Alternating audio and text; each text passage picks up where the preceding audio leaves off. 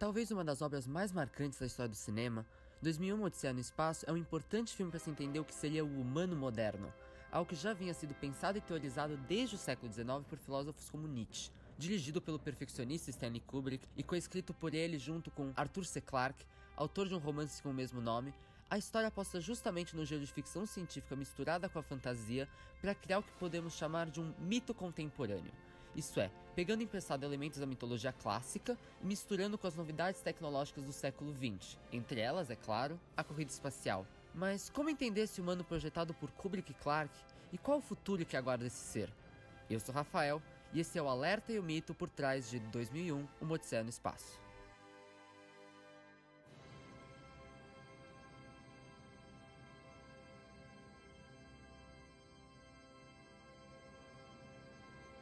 Apesar de se tratar de uma viagem espacial, o filme na verdade começa naquilo que seria a aurora do homem, acompanhando um grupo de primatas neandertais em seu dia a dia, caçar, lutar, dormir. Estamos provavelmente observando aqueles que seriam os ancestrais do homem, o início da humanidade.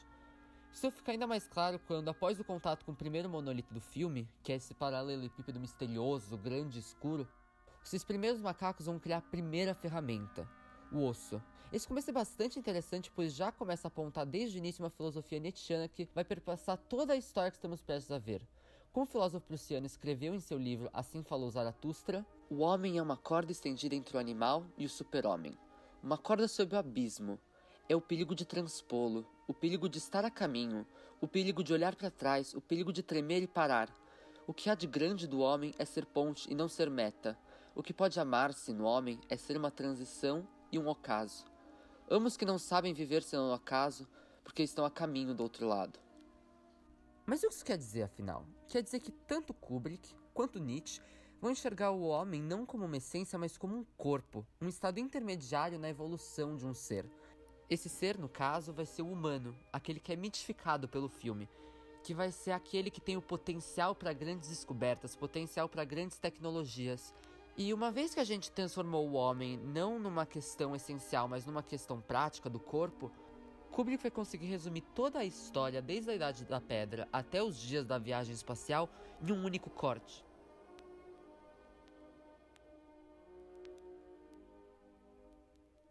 Esse tipo de corte, é conhecido como corte de correspondência ou match cut, acabou ficando um dos mais famosos da montagem cinematográfica, uma vez que ele liga o osso pré-histórico e uma nave espacial por um único princípio, que é o princípio da tecnologia.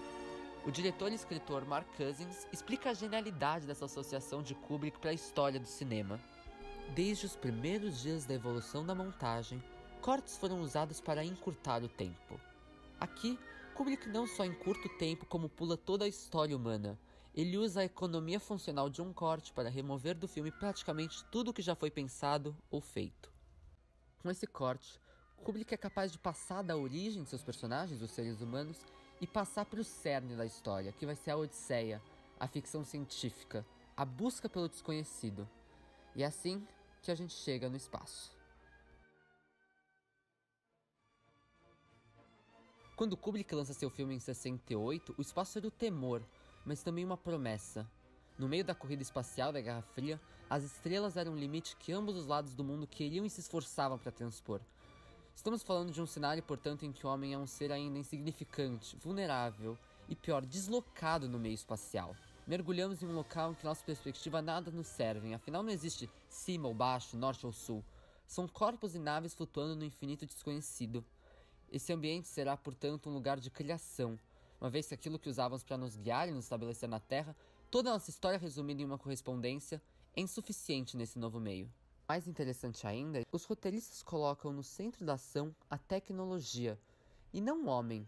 Por 25 minutos do filme, observamos flutuarem as naves acompanhadas da valsa O Danúbio Azul, de John Strauss. Como José Cauê de Camargo Machado chama atenção em seu texto Odisseia Musical, análise das trilhas musicais de 2001, Odisseia no Espaço, onde a trilha musical não tem diálogo sonoro, e vice-versa, pois a sinergia da narrativa é suficiente quando compreendida a significação musical de cada sequência. Uma vez que as nossas noções terrestres não bastam para esse novo ambiente, o filme vai construir o espaço sensorialmente por contrastes, que intensificam a ambivalência desse meio desconhecido. Aos diálogos, que são os momentos mais próximos do público, a trilha musical, que tem a proximidade cultural e perceptiva do público, e o silêncio,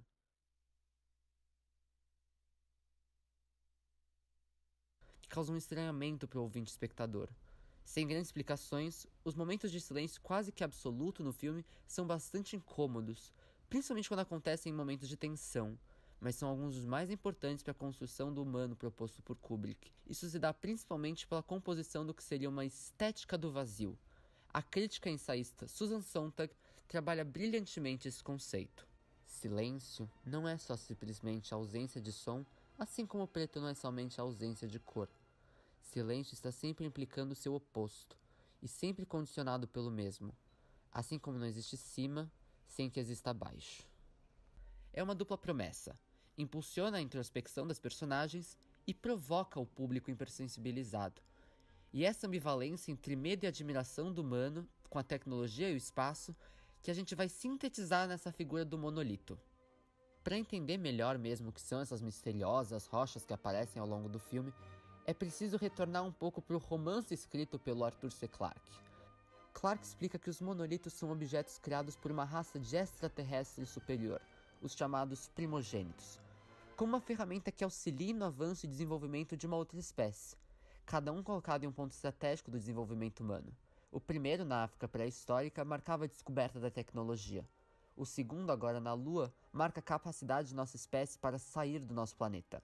O terceiro, que iremos encontrar na órbita de Júpiter, irá mostrar nossa capacidade de superar a odisseia espacial, viajar ao longo do nosso sistema solar. E o último, na chamada quarta dimensão, vai marcar nossa possibilidade de transfiguração, de abandonarmos a nossa fase intermediária de homem e nos transformarmos num super-homem, pegando as palavras de Nietzsche. Os monolitos vão se assemelhar muito ao que seria o infinito sideral.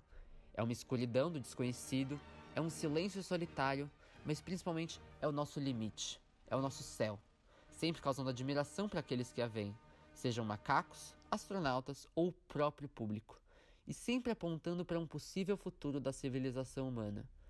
Tudo que a gente precisa é se propor a entrar nessa viagem. Quando o próprio nome da obra remete à Odisseia grega, é inevitável que existam comparações entre os dois textos. Nas duas narrativas, temos um homem arqueiro, Odisseu no poema de Homero e David Bowman, em 2001, que guiados por forças maiores que si, viajam em espaços desconhecidos, perdendo muitos de seus companheiros, enfrentando um ciclope e passando por dimensões que transcendem o mundo terreno. Todo um esforço homérico para poder retornar para casa. Porém, Kubrick e Clarke obviamente adaptaram e ressignificaram o mito para modernizá-lo. Como Ellen Beltrame-Linet analisou em seu texto publicado na Folha de São Paulo, enquanto Odisseu aceita enfrentar toda essa travessia pela promessa de poder reencontrar seu filho e a amada Penélope, Bowman, até onde a gente sabe, não possui alguém que espere ele na Terra, algum ou alguma pretendente que faça valer a pena os anos vagando a esmo. Por isso, a viagem espacial deixa de ser uma cruzada individual de um único Odisseu e se torna uma alegoria de algo maior que ele. É a viagem do humano. A escolha de protagonizar o filme com astronautas é central para esse apagamento do indivíduo numa alegoria, como exemplificado pela famosa fala do astronauta Neil Armstrong. It's one small step for man, one giant leap for mankind. Assim, a viagem que o filme propõe na realidade não se resume ao trajeto espacial, mas sim nos passos da humanidade. É a travessia daquela ponte evolutiva que Nietzsche falava. O problema é que o primeiro a perceber a grandeza dessa missão é a máquina HAL 9000. No início do filme, nós percebemos que a história se baseia numa proximidade entre homem e ferramenta. O osso, a espaçonave, e agora HAL. Uma máquina retangular, remetendo talvez ao monolito da Lua, é a ferramenta perfeita, eficaz e infalível, que por essa razão ficou confiado à missão de guiar 5 humanos numa viagem da Terra até Júpiter. O problema é quando ocorre o erro humano. To human error. This sort of thing has cropped up before, and it has always been due to human error. Esse erro pode até parecer num primeiro momento como a falsa falha criada por HAL para conseguir se livrar dos dois homens que ameaçavam reiniciar ele na nave. Num segundo momento, o erro humano parece ser a emboscada falha dos astronautas para reiniciar a inteligência artificial, o que acaba levando à morte de todos com exceção de Bowman. Mas na realidade, o erro humano foi de colocar a tecnologia em uma posição de dominância, foi deixá-la assumir o piloto automático da missão.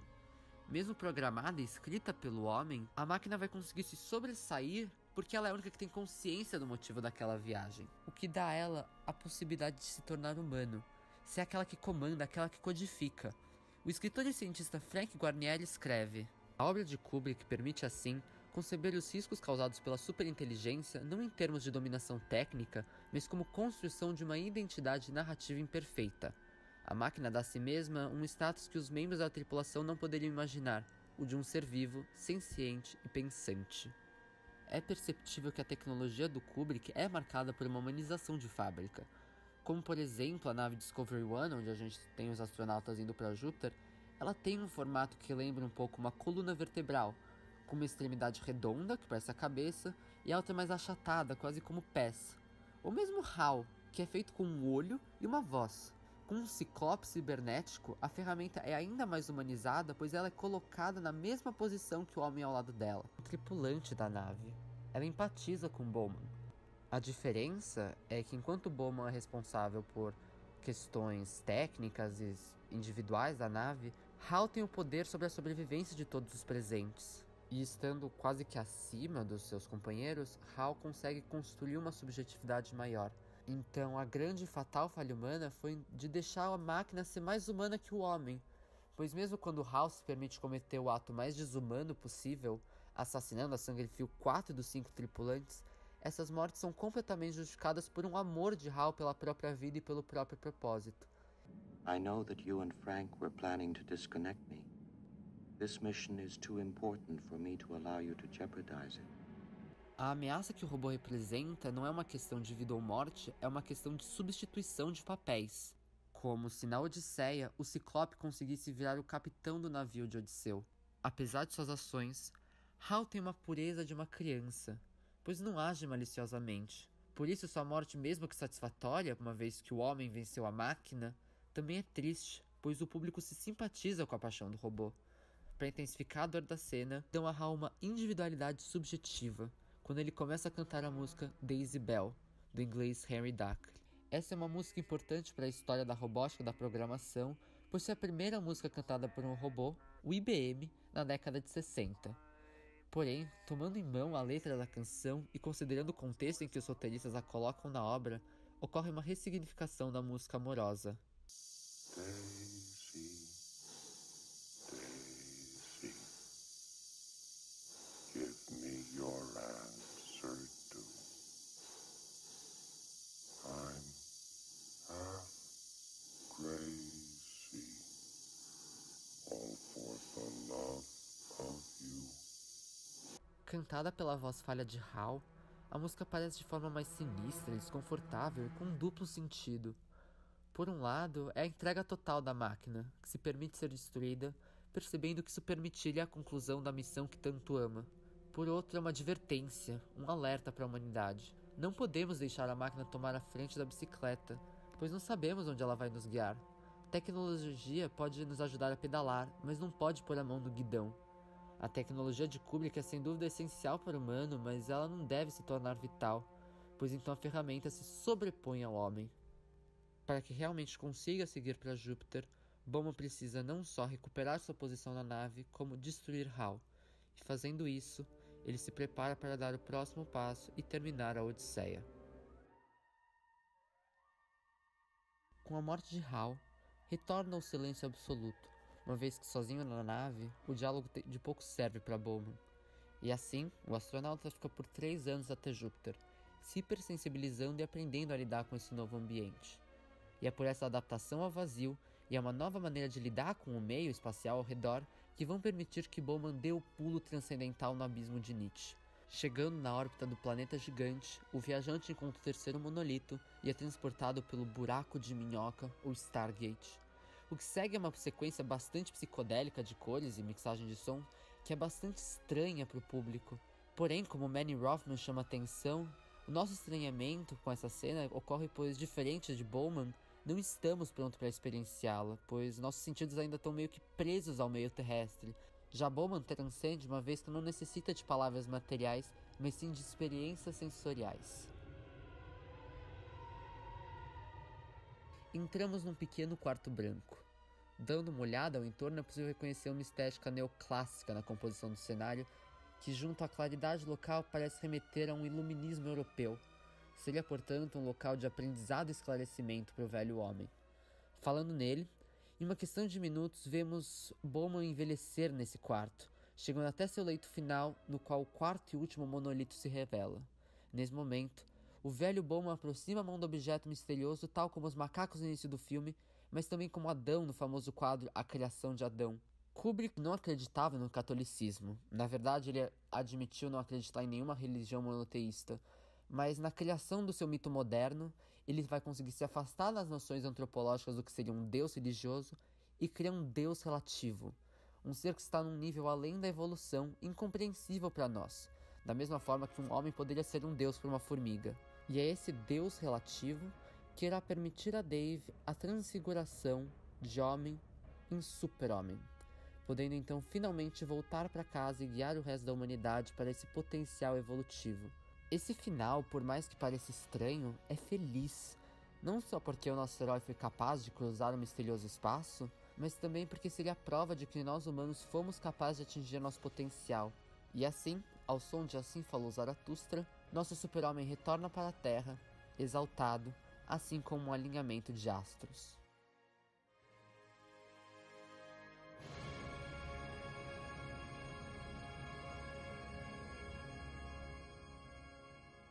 Como o próprio nome já afirma, 2001 Uma Odisseia no Espaço é o nosso mito moderno. Ele analisa os novos conceitos de heroísmo em nosso tempo e quais são as nossas gestas heróicas para o futuro. Mas mais importante que isso, a obra é uma tentativa de impulsionar o público a refletir, a dar um passo mais perto da elevação moral e humana.